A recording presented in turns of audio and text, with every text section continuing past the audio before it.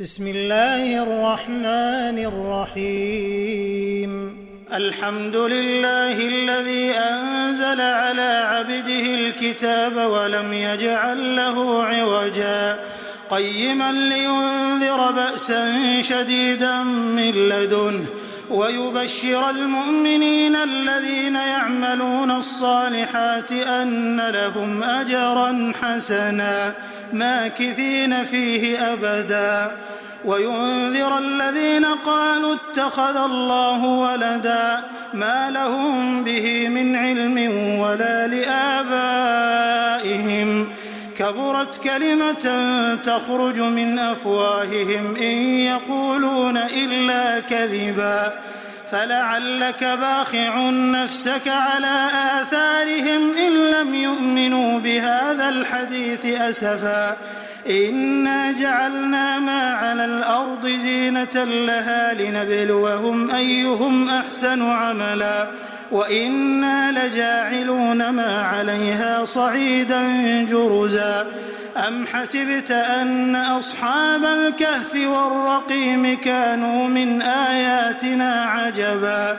إذ أوى الفتية إلى الكهف فقالوا ربنا آتنا من لدنك رحمة وهيئ لنا من أمرنا رشدا فضربنا على آذانهم في الكهف سنين عددا ثم بعثناهم لنعلم أي الحزبين أحصى لما لبثوا أمدا نحن نقص عليك نبأهم بالحق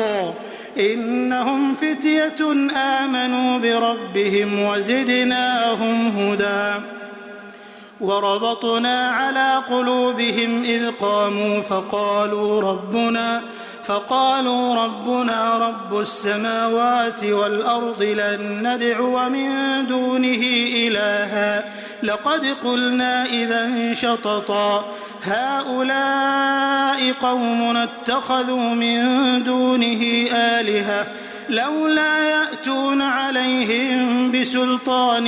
بين فمن أظلم ممن افترى على الله كذبا وإذ اعتزلتموهم وما يعبدون إلا الله فأووا إلى الكهف ينشر لكم ربكم من رحمته ويهيئ لكم من أمركم مرفقا وترى الشمس إذا طلعت تزاور عن كهفهم ذات اليمين وإذا غربت تقرضهم ذات الشمال وهم في فجوة منه ذلك من آيات الله من يهد الله فهو المهتد ومن يضلل فلن تجد له وليا مرشدا وتحسبهم أيقاظا وهم رقود ونقلبهم ذات اليمين وذات الشمال وكلبهم باسط ذراعيه بالوصيد لو اطلعت عليهم لوليت منهم فرارا ولملئت منهم رعبا وكذلك بعثناهم ليتساءلوا بينهم قال قائل منهم كم لبثتم قالوا لبثنا يوما أو بعض يوم قالوا ربكم أعلم بما لبثتم فابعثوا أحدكم بورقكم هذه إلى المدينة فلينظر أيها أزكى طعاما فليأتكم برزق منه وليتلطف ولا يشعرن بكم أحدا إنهم إن يظهروا عليكم يرجموكم أو يعيدوكم في ملتهم ولن تفلحوا إذا أبدا وكذلك أعثرنا عليهم ليعلموا أن وعد الله حق وأن الساعة لا ريب فيها إذ يتنازعون بينهم أمرهم فقالوا بنوا عليهم بنيانا ربهم أعلم بهم قال الذين غلبوا على أمرهم لنتخذن عليهم مسجدا سيقولون 3 رابعهم كلبهم ويقولون 5 سادسهم كلبهم رجما بالغيب ويقولون 7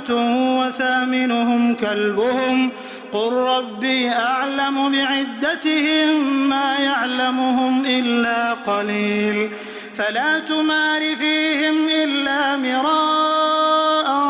ظاهرا ولا تستفت فيهم منهم أحدا ولا تقولن لشيء إني فاعل ذلك غدا إلا أن يشاء الله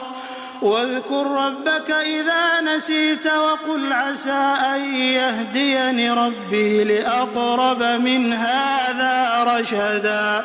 ولبثوا في كهفهم 300 سنين وازدادوا 9 قل الله أعلم بما لبثوا له غيب السماوات والأرض أبصر به وأسمع ما لهم من دونه من ولي ولا يشرك في حكمه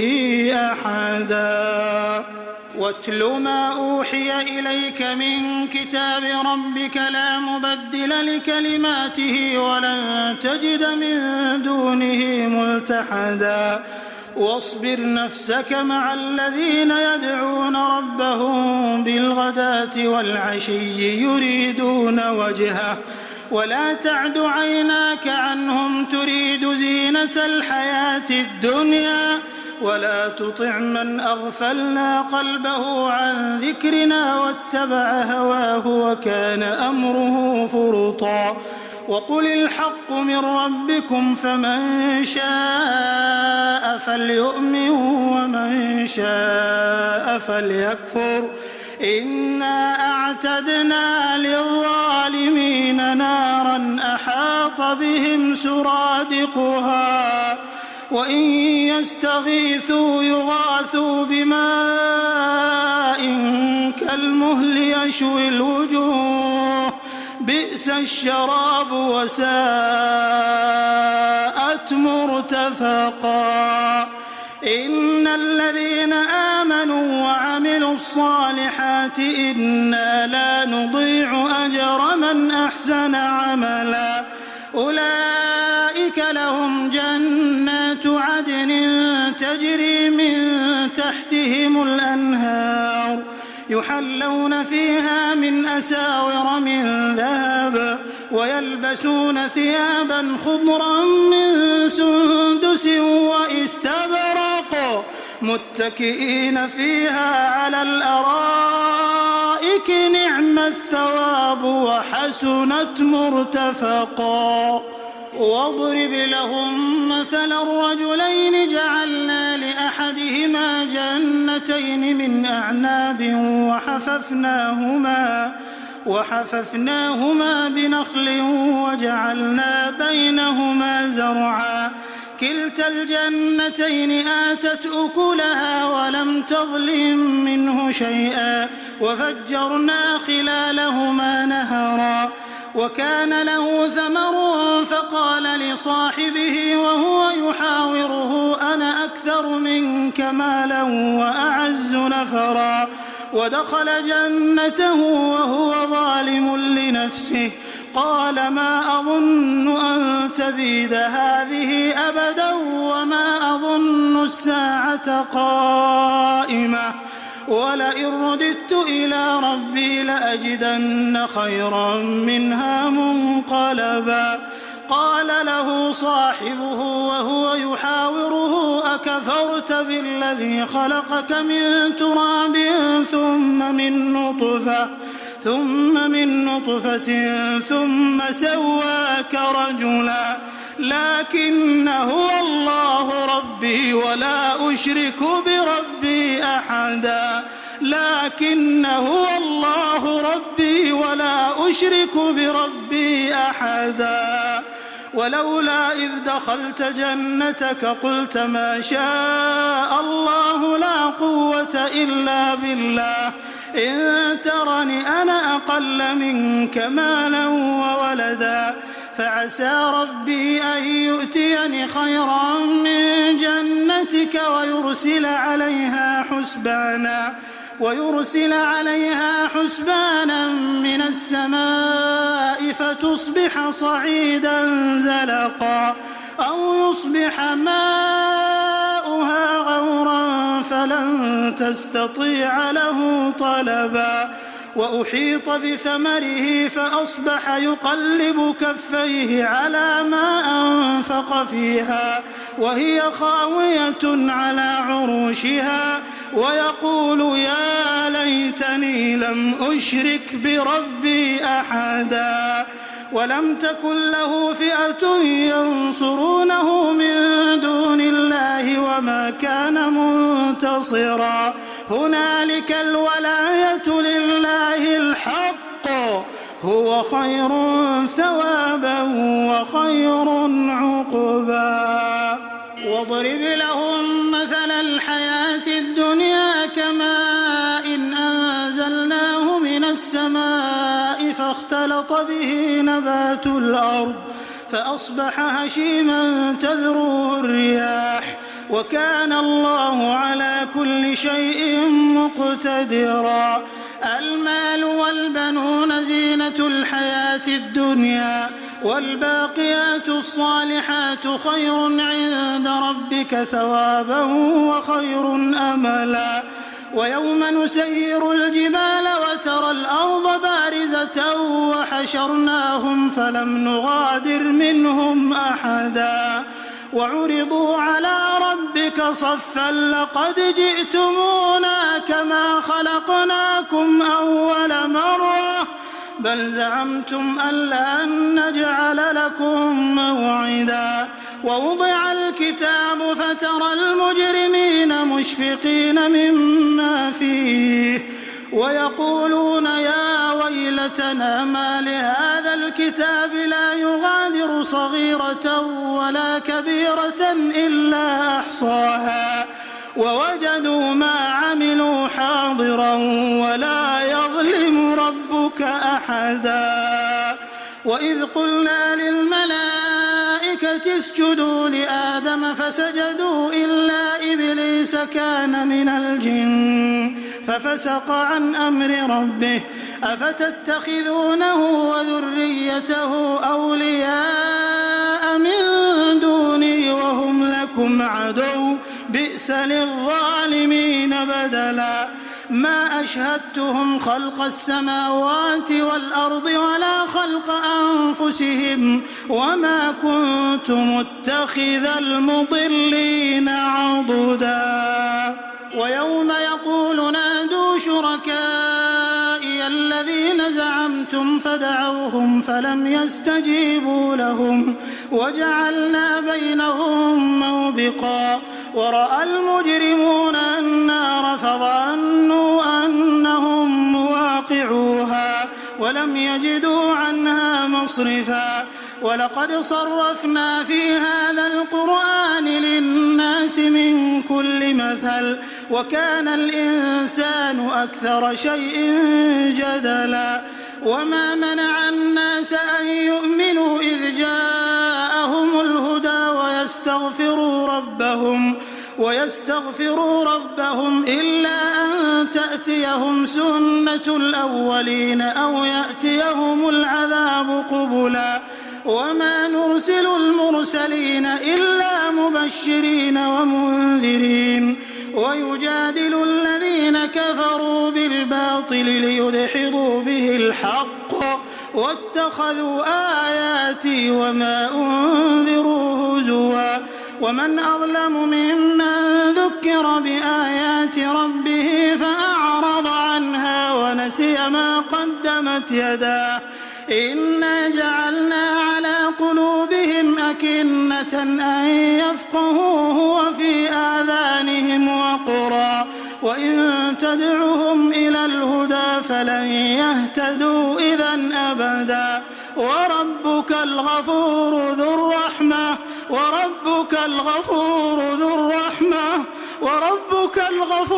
ذو الرحمة لو يؤاخذهم بما كسبوا لعجل لهم العذاب حساب بل لهم موعد لن يجدوا من دونه موئلا وتلك القرى أهلكناهم لما ظلموا وجعلنا لمهلكهم موعدا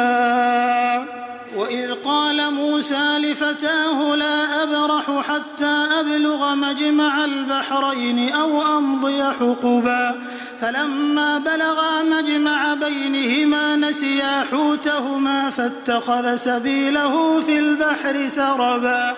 فلما جاوزا قال لفتاه آتنا غداءنا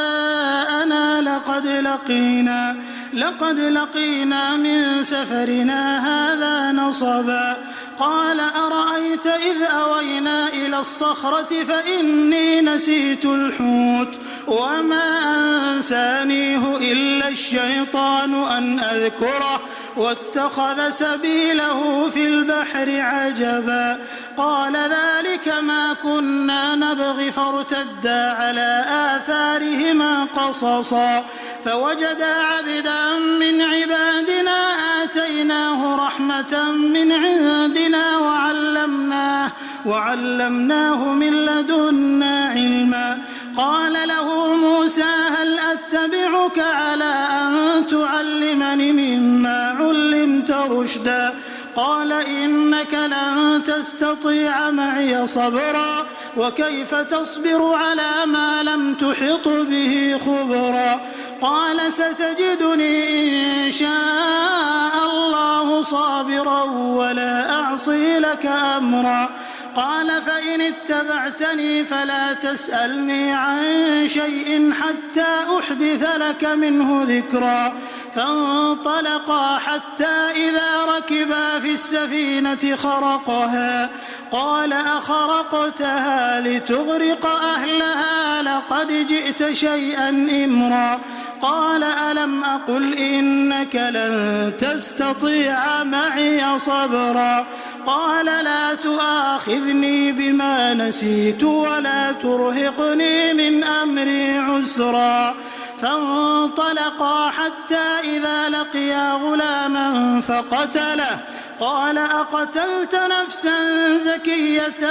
بغير نفس لقد جئت شيئا نكرا قال ألم أقل لك إنك لن تستطيع معي صبرا قال إن سألتك عن شيء بعدها فلا تصاحبني قد بلغت من لدني عذرا فانطلقا حتى إذا أتيا أهل قرية استطعما أهلها فأبوا أن يضيفوهما فوجدا فيها جدارا يريد أن ينقض فأقامه قال لو شئت لاتخذت عليه أجرا قال هذا فراق بيني وبينك سأنبئك بتأويل ما لم تستطع عليه صبرا أما السفينة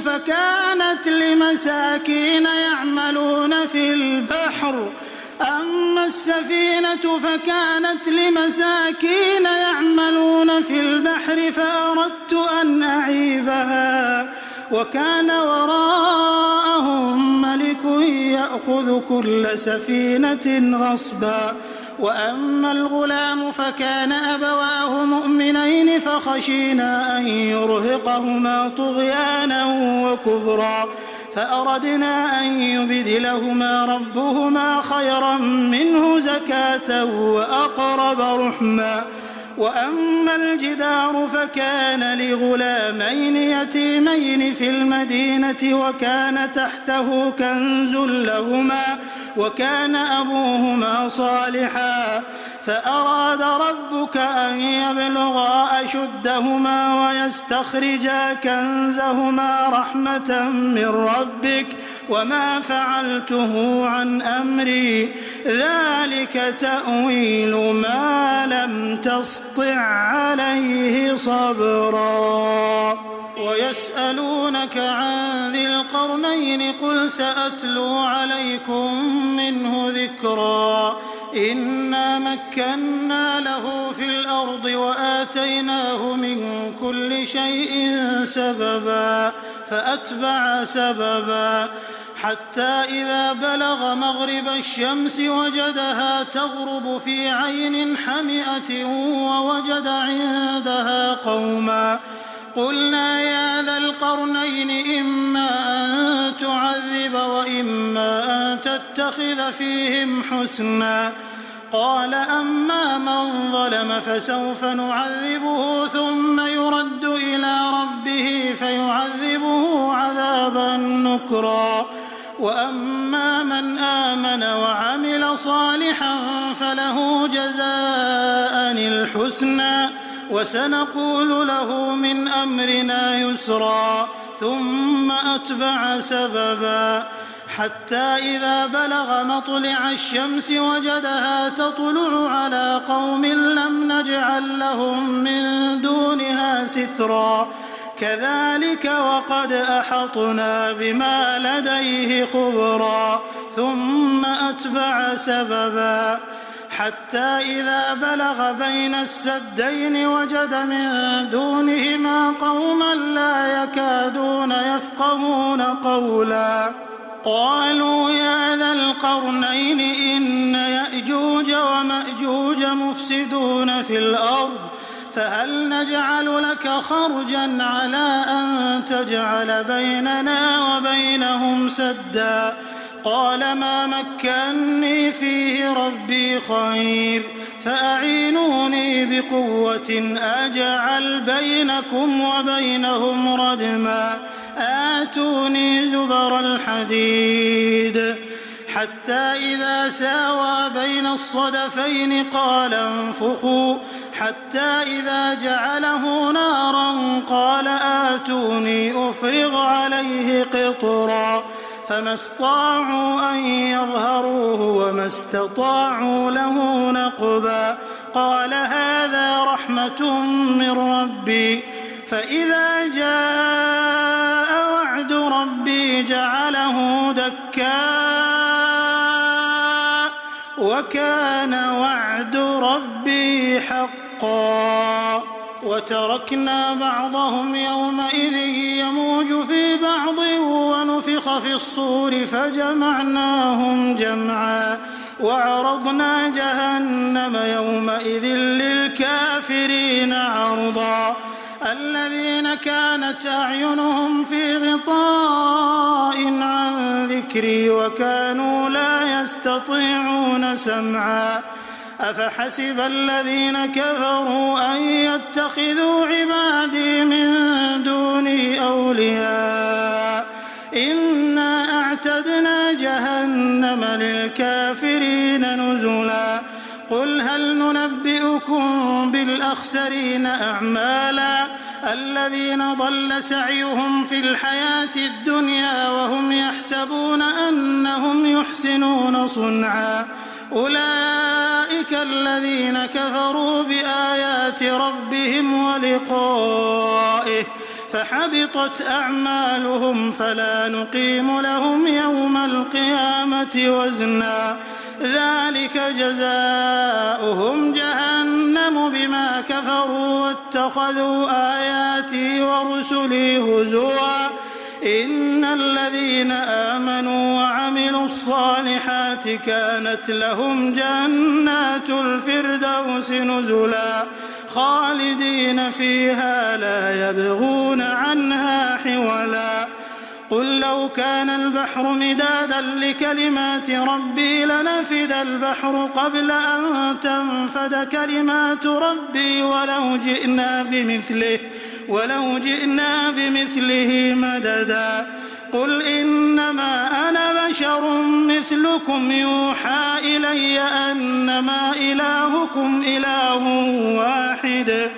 فمن كان يرجو لقاء ربه فليعمل عملا صالحا ولا يشرك بعبادة ربه أحدا.